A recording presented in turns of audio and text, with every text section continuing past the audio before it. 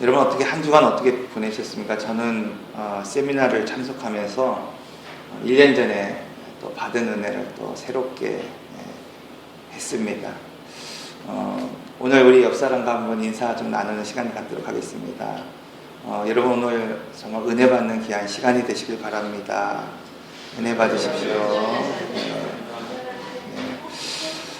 오늘 우리가 신앙을 얘기할 때에 핵심은 하나님과의 친밀함입니다. 우리가 교회 안에서도 하나님의 말씀이 있지만은 성도 간의 친밀함이 무척 중요하죠. 신앙에 있어서 가장 중요한 것은 하나님과 나와 이 사이에 친밀함이 전제가 될 때에 그 모든 것들이 따라오게 되어 있습니다. 오늘 말씀은 이 하나님이 오늘 우리에게 친밀한 것을 요구하시는 이 말씀, 하나님이 오늘 우리에게 내가 너와 함께하고 내 안에 너와 함께하고 내가 너와 교제하고 싶다고 하는 말씀을 성경 전체를 통해서 어떻게 말씀하시고 있는가를 살펴보려고 합니다.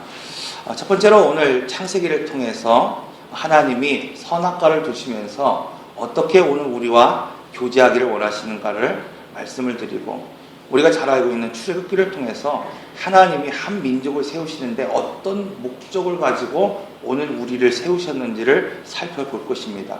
셋째로 신명기, 가장 중요한 하나님의 말씀을 통해서 하나님이 정말 우리에게 명령하시는 것이 무엇인가를 살펴볼 것입니다. 네 번째는 오늘 우리가 심야 기도회를 통해서 호세아, 아모스, 그리고 이사야 말씀을 통해서 이 말씀드렸던 신앙의 본질, 그것이 무엇인가 잠깐 요약하고, 마지막으로 마가복음의 내용을 통해서 하나님이 제자를 부르셨어요. 하나님이 오늘 우리를 성도로 부르셨어요. 그런데 그 하나님이 제자를 부르신 근본적인 목적이 무엇인지를 오늘 말씀을 통해서 한번 살펴보려고 합니다. 그런 의미에서 창세기는 매우 중요합니다. 왜냐하면 창세기는 성경을 시작하는 책이기 때문에 그렇습니다. 여러분, 가장 먼저 기록된 책 서문에는 하나님의 분명한 목적이 들어가 있는 거예요. 여러분, 그래서 논문을 쓸 때도요, 가장 나중에 쓰는 게 뭐냐면 서문이에요. 서문, 머릿말이에요. 왜? 모든 게 정리가 되지 않으면 서문을 쓸 수가 없어요. 우리는 흔히 서문을 먼저 쓴다고 생각하는데 아니에요. 결론을 맺고 본론을 다 맺고 난 이후에 서문을 쓰는 거예요. 그게 정리되는 거예요. 마찬가지입니다. 성경에 있어서 가장 중요한 건 뭐냐면 첫 장에 하나님이 원하시는 뜻이 여기에 다 담겨져 있습니다. 그렇다고 한다면 하나님이 원하시는 삶이 어떤 삶이라는 거예요. 하나님이 창세기를 통해서 성경 전체를 아우르는 그 말씀을 주셨는데 그 말씀이 바로 어떤 말씀이냐는 것입니다. 첫 번째로 오늘 말씀을 통해서 우리가 알 수 있는 것은 창세기 2장 15절 17절의 말씀을 보면은 이렇게 되어 있습니다.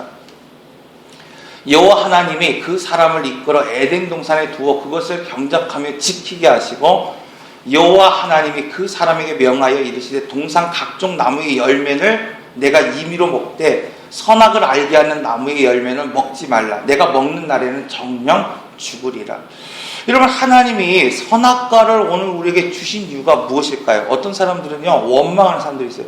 굳이 하나님이 왜 선악과를 우리에게 주셔서 왜 우리를 죽게 만드셨냐는 거예요. 그냥 평화롭게 거기서 살면 되지 않겠냐. 그런 분들이 있단 말이에요.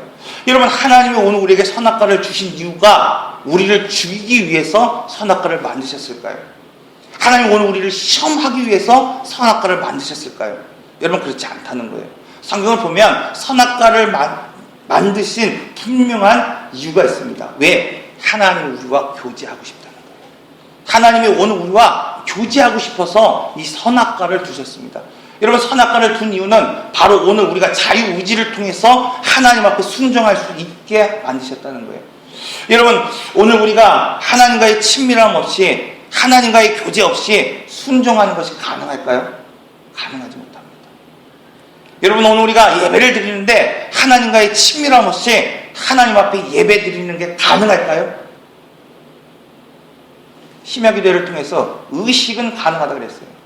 그냥 하나님의 마음이 없는 제사를 드리고, 하나님의 마음이 없는 헌신을 드리고, 하나님의 마음이 없는 오늘 우리의 삶을 드리는 것은 가능하다 그랬어요.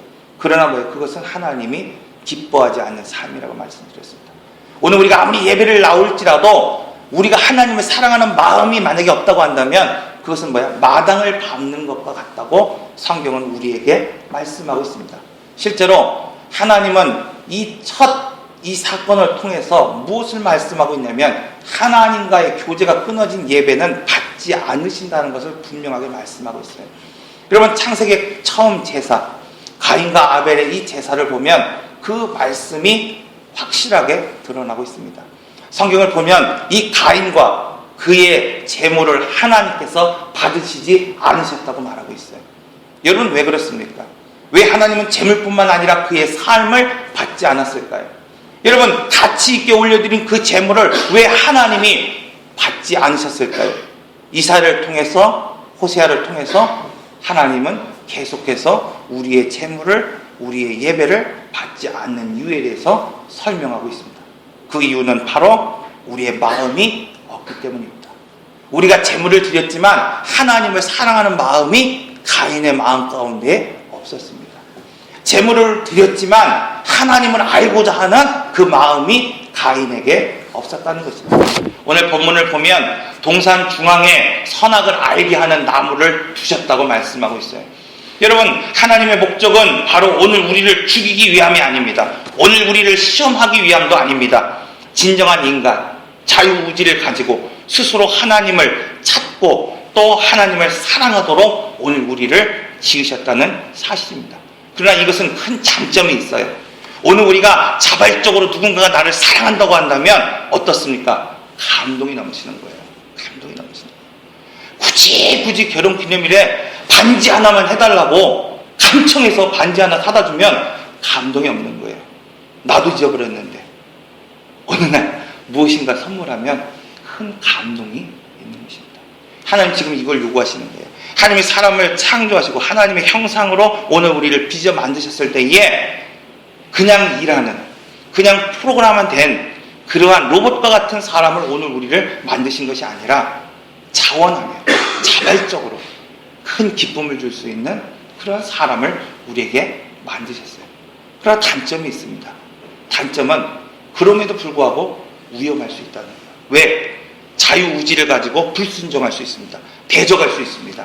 하나님의 온전한 모습을 쫓아 살아가지 않을 수 있다는 거예요. 실제로 성경은 오늘 우리가 그렇게 살아가고 있다고 말씀하고 있습니다.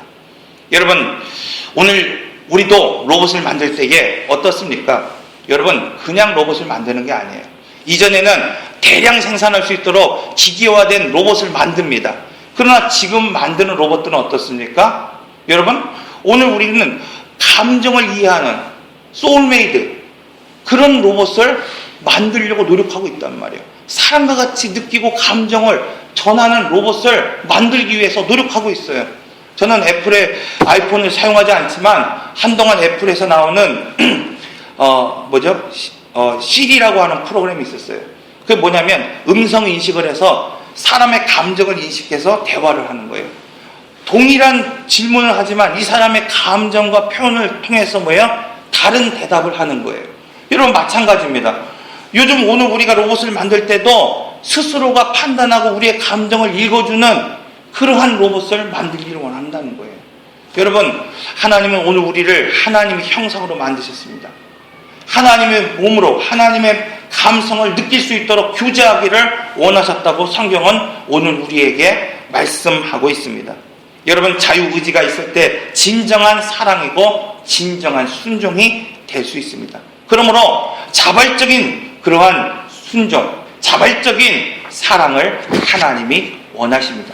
며칠 전에 아이들과 함께 이 교육관에서 잠을 자다가 좀 심심해서 명랑이라고 하는 영화를 한번 보았습니다. 다운받아서 봤는데 너무 재밌더라고요. 그런데 거기서 이 명랑이 복음적이구나 하는 것을 깨달았어요. 그 작가가 어떤 분인지 모르겠지만 참 복음적이라는 생각을 들었어요. 왜?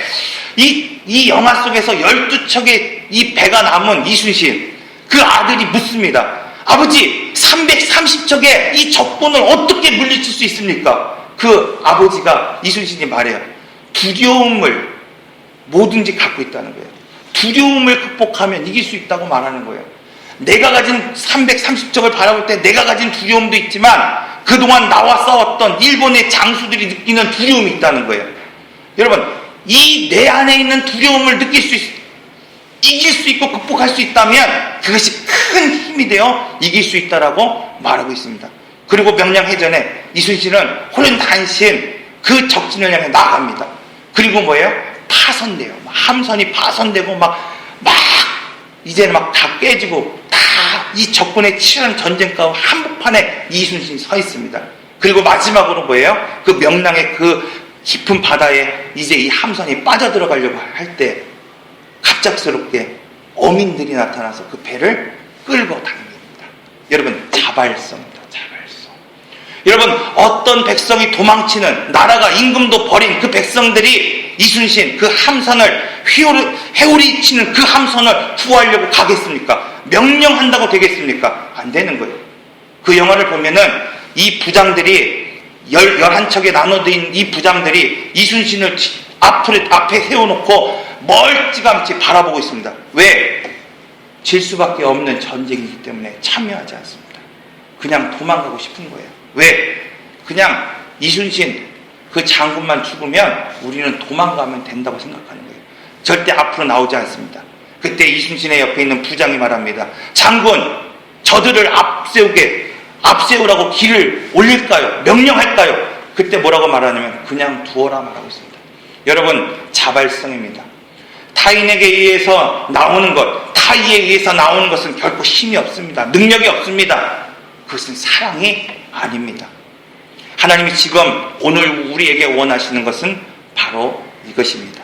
예배를 드리라고 했고 제사를 드리라고 했기 때문에 오늘 우리가 아는 지식도 없이 하나님을 사랑하는 마음도 없이 오늘 우리가 하나님 앞에 예배를 드리는 삶을 살아간다고 한다면 그 헌신과 예배는 하나님에게 어떠한 감동도 오늘 우리에게 주지 못하기 때문입니다. 영화 대부를 보면은 거기에 이 무시무시한 조직 폭력배와 같은 사람이 나오잖아요. 사람들을 억압합니다. 제압합니다. 말 한마디에 눈빛 하나로 그 부하들을 제압합니다. 그러나 그 대부가 유일하게 제압하지 않는 사람이 있어요. 제압하지 못할 뿐만 아니라 하지 않는 사람들이 있습니다. 누구냐면 바로 자녀들입니다. 가족입니다. 아내입니다. 여러분, 아내는 가족은 굴복시키는 것이 아닙니다. 사랑하는 거예요. 사랑하는 거예요. 용납하는 겁니다. 여러분, 왜 굴복시키지 못하겠습니까? 자기의 조직원도 굴복시키는 무서운 힘을 갖고 있는 그 사람이 왜 굴복시키지 못하겠습니까? 여러분, 만군의 하나님, 무소부지의 힘을 갖고 있는 그 하나님이 그 피조한 인간을 왜 굴복시키지 못하겠습니까? 그건 하나님의 성품이 아니기 때문입니다.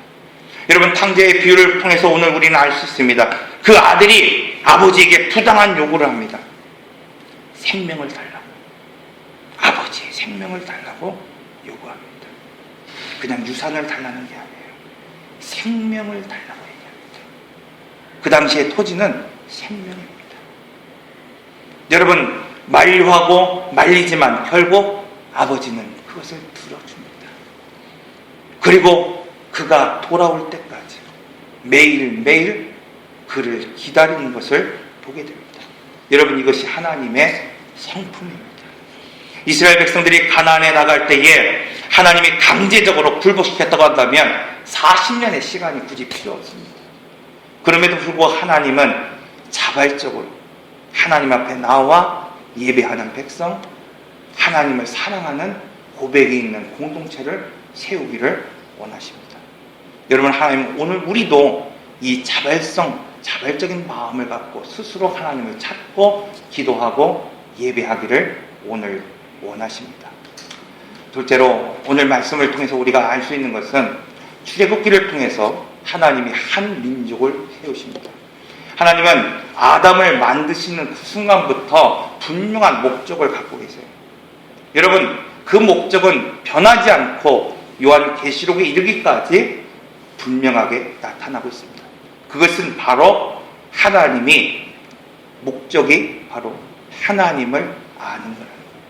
하나님과 교제하는 거라는 거예요. 여러분, 출애굽기 19장의 말씀은 어떤 말씀이냐고 하면 이제 애굽의 종되었던 이 사람들을 하나님이 가나안으로 이끄시고 복된 약속의 말씀을 주시고 그들을 제사장으로 삼으시고 한 민족을 이끄시며 복을 주시는 말씀이에요. 자, 이 말씀을 보면 어떻게 되어 있냐면은 다 볼 수 없으니까 4절의 말씀을 보겠습니다. 내가 애굽 사람에게 어떻게 행하였습니까? 어떻게 행했습니까? 10가지의 재앙을 통해서 하나님이 그들을 이끄셨단 말이에요. 어떻게 행했습니까? 내가 어떻게 독수리의 날개로 너희를 업어 내게로 인도하였음을 너희가 보았느니라.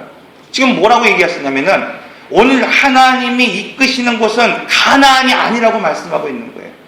하나님이 오늘 우리를 목적을 두고 이끄시는 것은 가나안이 아닙니다, 여러분. 그럼에도 불구하고 많은 사람들은 오늘 우리가 가나안으로 인도함 받는다라고 여기며 살아가는 사람들이 있습니다. 여러분, 하나님의 목적, 우리를 향한 인생의 목적은 가나안이 아닙니다. 그것은 바로 하나님께 나가는 것입니다. 여러분, 오늘 말씀을 보면 전제되는 것이 있습니다. 너희가 내 말을 듣고 내 언약을 지키면 내게로 인도하리라. 여러분, 순종은 대가를 반드시 치러야 합니다. 노아는 하나님의 말씀에 순종했을 때에 수많은 사람들에게 비난과 조롱을 당한, 그러나 묵묵히 그 일을 감당했습니다. 대가가 있습니다. 여러분, 엘리야는 하나님의 말씀 앞에 순종했을 때에 여러분 반드시 목숨을 거는 대가를 치러야 했습니다. 두렵고 떨리는 그 자리에 반드시 서 있어야만 했습니다. 하나님이 아브라함을 세운 목적은 한 백성에게, 그냥 한 사람에게 복을 주기 위함이 아니라 단순히 가나안 땅이라고 하는 그 땅을 찾아가기 위해서가 아니라 바로 하나님께로 인도하는 것이 목적이었다는 사실을 우리는 알아야 합니다. 성경은 말씀하고 있습니다. 그들이 40년 동안 구름기둥을 쫓아 불기둥을 쫓아 살아갔지만 그들은 결국 광야에서 죽었다고 말하고 있습니다. 여러분, 오늘날도 구름기둥과 불기둥을 쫓아 살아가는 사람들이 있습니다.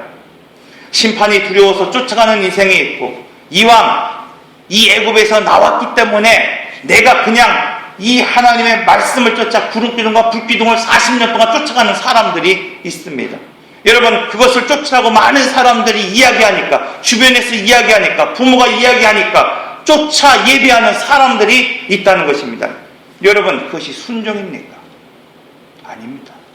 죽는 길이라는 거예요. 죽는 길이라는 거예요. 출애굽의 백성과 같이 고생하고도 40년 동안 광야에서 구름기둥과 불기둥을 쫓아 살아갔지만 여러분, 결국 성경은 그들이 죽었다고 말씀하고 있습니다.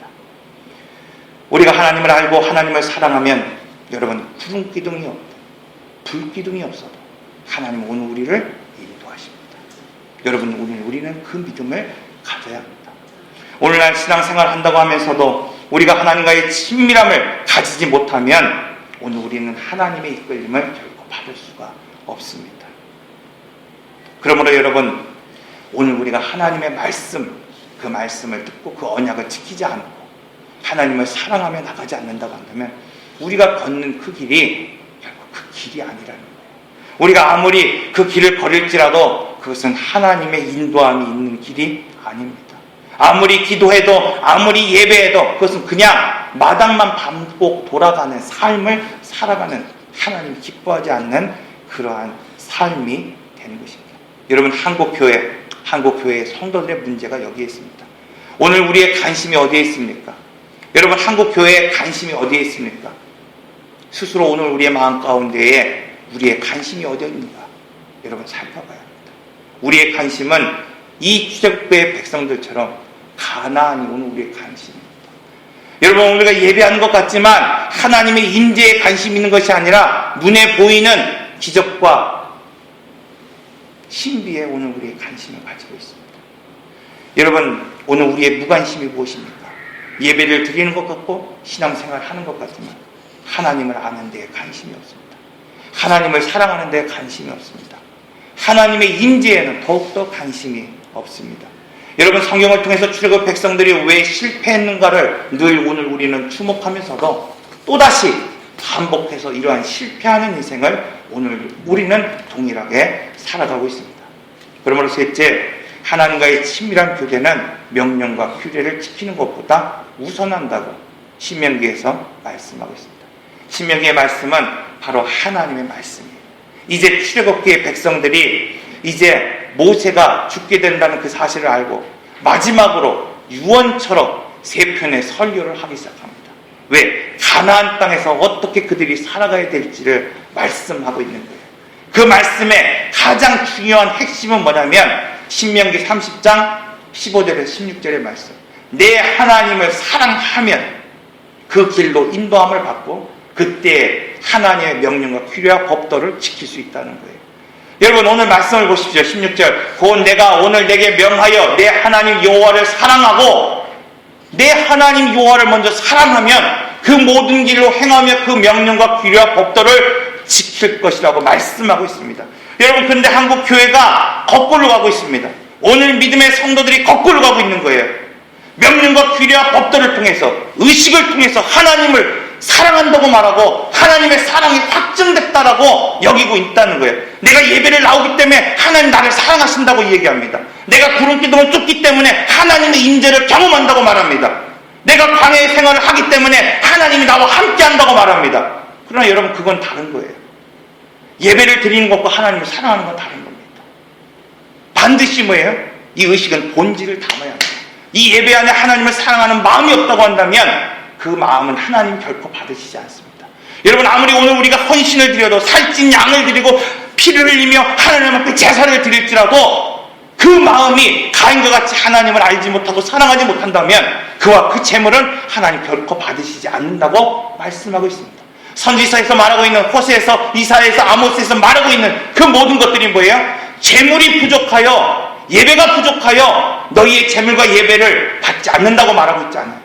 여로보암 2세의 그 풍요로운 그 시대에 수많은 제사 가운데에 하나님 앞에 좋은 것을 올려드렸지만 하나님은 너희가 드린 제사를 받지 않는다고 말씀하고 있습니다.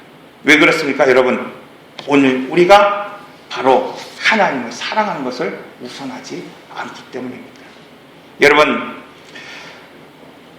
하나님을 사랑하면 오늘 우리가 우리의 인생의 길을 온전히 걸어갈 수 있습니다.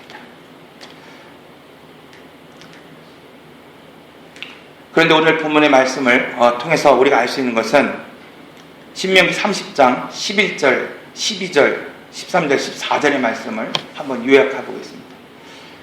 그럼 이 말씀을 지키는 것이 어려운 것이냐? 아니라고 말씀하고 있습니다. 하나님의 규례와 명령, 하나님을 사랑하는 것, 이거 지키는 것이 어려운 것이냐? 오늘 우리가 예배 생활하면서 힘들다고 말합니다. 어렵다고 말합니다. 힘들지 않다고 성경은 말하고 있어요. 자, 11절 신명기 30장 11절에 보면 내가 오늘 내게 명령한 이 명령은 내게 어려운 것도 아니고 먼 것도 아니라는 거예요. 어려운 게 아니라는 거예요. 멀리 있어서 그것을 못 갖고 오는 것도 아니라는 거예요. 자, 12절에 보니까 하늘에 있는 것이 아니라는 거예요. 가끔 우리가 그러잖아요. 내가 별도 따줄게 그러잖아요. 여러분 별을 따달라는 게 아니에요. 지금 바다에 있는 줄로 오늘 여기지 말라는 거예요. 14절에 보니까 오직 그 말씀이 내게 매우 가깝다는 거예요. 어디까지 가깝냐면 내 입에 있대요. 내 마음에 있대요. 그러므로 내가 이것을 행할 수 있다고 성경은 말씀하고 있습니다. 사랑하는 성도 여러분, 하나님의 말씀은 지키기 쉬운 겁니다. 가까이 있는 겁니다. 내 입에 있는 겁니다. 내 마음에 있는 것입니다. 그러므로 이걸 행할 수 있다고 성경은 오늘 우리에게 말씀하고 있습니다. 여러분 오늘 이 말씀을 가까이 하시길 바랍니다. 넷째로 오늘 우리가 심야 기도를 통해서 말씀드린 것처럼 의식보다 하나님의 친밀한 교제가 하나님을 알고 하나님을 사랑하는 오늘 이 신앙의 본질을 회복해야 됩니다. 하나님 오늘 우리에게 말씀합니다. 나는 인애를 원하고 나는 하나님 나 자신을 사랑하는 걸 원하고 너희가 나를 사랑하는 걸 원하고 제사를 원하지 않는다는 거예요. 하나님이 명령하신 제사와 월삭과 하나님의 절기와 이 모든 것들을 하나님이 원하지 않는다는 거예요. 왜 원하지 않겠습니까? 마음이 없으니까. 마음을 들이지 못하니까. 번제보다도 하나님을 아는 것을 원한다고 말씀하고 있습니다. 여러분 마지막으로 사역보다 하나님의 친밀한 교제가 우선되어야 됩니다. 우리는 창세기를 통해서 출애굽기를 통해서 신명기를 통해서 호세아 이 선지서를 통해서 하나님이 오늘 우리에게 왜 친밀함을 원하신지를 배웠어요. 마가복음 3장 13절에서 15절의 말씀은 이제 하나님이 제자들을 부르시고 그 제자들에게 분명한 부르신 목적이 무엇인지를 설명하는 말씀이에요. 또 산에 오르사 자기가 원하는 자들을 부르시니 그들이 나왔다 그랬어요. 이에 12를 세우니 이는 자기와 함께 있게 하시고. 여러분, 가장 먼저가 뭐냐면 하나님이 오늘 우리를 세우신 이유는 함께하기 원하시는 거예요. 여러분, 오늘 우리가 공동체로 하나님 우리를 부르셨어요. 이 분명한 목적은 뭐냐면 이곳에서 하나님과 교제하기 원하신다는 거예요. 이곳에서 하나님과 친밀한 나눔이 있길 원한다는 거예요. 여러분, 그때의 예배가 되는 것이고 그때 기도가 되는 것이고 그때 헌신이 되는 것입니다. 그때에 뭐 하나님과 함께 있게 하시고 그때 보내사 함께 있을 때에 교제가 될 때에 하나님의 말씀이 내 안에 살아 움직일 때에 그때 뭐가 되는 거예요? 전도가 되는 겁니다, 여러분. 그때 뭐예요? 귀신을 쫓는 권능이 있는 것입니다, 여러분. 그러므로 하나님의 사역, 하나님의 일은 아버지의 마음이 부어지지 않고는 결코 할 수 없는 거예요. 아버지의 마음을 붓지 못하면 사역도 힘들고 봉사도 힘들고 예배도 힘들고 하나님의 명령과 규례를 지키는 것도 힘듭니다. 왜? 거꾸로 가니까 힘든 거예요. 순리대로 믿음의 삶을 살아가야 되는 것입니다. 말씀을 마치도록 하겠습니다. 다시 한번 정리합니다. 여러분, 오늘 성경은 하나님과 친밀한 삶을 살게 오늘 우리를 창조하셨다고 말씀하고 있어요. 그 말씀을 통해서 창세기를 통해서 또 출애굽기를 통해서 신명기를 통해서 호세아를 통해서 그리고 마지막 마가복음을 통해서 오늘 우리에게 말씀하고 있습니다. 창세기는 선악과를 통해서 오늘 우리가 로봇처럼 그냥 프로그램된 그러한 모습으로 하나님을 섬기는 걸 원하시지 않고 하나님은 자발적으로 자원하는 마음으로 하나님 오늘 우리에게 나가기를 원하신다는 거예요. 소울메이드로 하나님과의 교제가 있는, 영혼의 교제가 있는 사람으로 오늘 우리를 지으셨습니다. 여러 가지 어렵고 힘들고 불순종할 수 있는 것을 감안하면서도 그렇게 오늘 우리를 창조하셨습니다. 하나님이 아담을 세우시고 아브라함을 세우시고 한 민족을 세우실 때에 오늘 교회를 세우고 우리의 가정을 살고 오늘 우리의 삶을 세울 때에 분명한 목적이 있었다고 말씀드렸습니다. 그것은 가나안이 있는 것이 아니라 하나님의 임재, 불기둥과 구름기둥이 아니라 내게로 인도되고 내게로 나오는 것을 하나님이 원하신다는 거예요. 즉 하나님의 백성을 세우는 데에 분명한 목적이 있습니다. 여러분, 이것은 변치 않는 하나님의 마음입니다. 오늘 우리에게 향한 하나님의 뜻이기도 합니다. 세 번째로 신명기 말씀을 통해서 오늘 우리에게 말씀합니다. 하나님을 먼저 사랑하라는 거예요. 그러면 그 길이 열리고 그 뜻과 명령과 규례를 지킬 수 있게 된다고 말합니다. 여러분, 거꾸로 가지 마십시오. 예배가 하나님 없는 헌신이 하나님은 결코 기뻐하지 않습니다. 네 번째로 호세아 말씀을 통해서 하나님이 원하시는 것, 그것은 하나님을 아는 것이고 하나님을 사랑하는 것입니다. 마지막으로 여러분, 하나님은 오늘 우리를 부르셨습니다. 오늘 우리를 성도로 부르셨고 거룩한 하나님의 백성으로 부르셨고 제자로 부르셨고 목회자로 부르셨습니다. 분명한 목적은 먼저 하나님과 함께하기 원하십니다. 여러분, 교회 나와서 예배 드려야죠. 의식이 없어서는 안 되죠. 그러나 뭐예요? 하나님 먼저 사랑하는 마음, 그 고백이 있어야 합니다. 아버지의 마음으로 나가야 합니다. 그때 여러분 사역도 전도도 권능도 임하는 것입니다. 여러분, 이러한 삶을 통해서 올 한 해가 여러분들에게 바로 하나님과의 친밀한 교제가 있는 그러한 한 해가 되시기를 바랍니다. 기도하겠습니다. 인내하신 구세주여, 내 말 들으사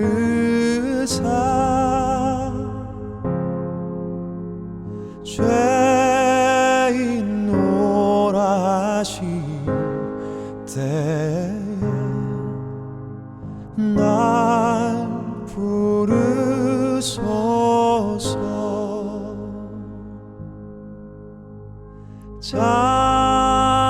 자비하신 보좌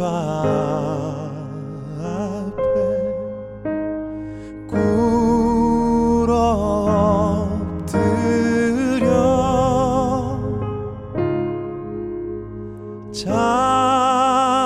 자복하고 회개하니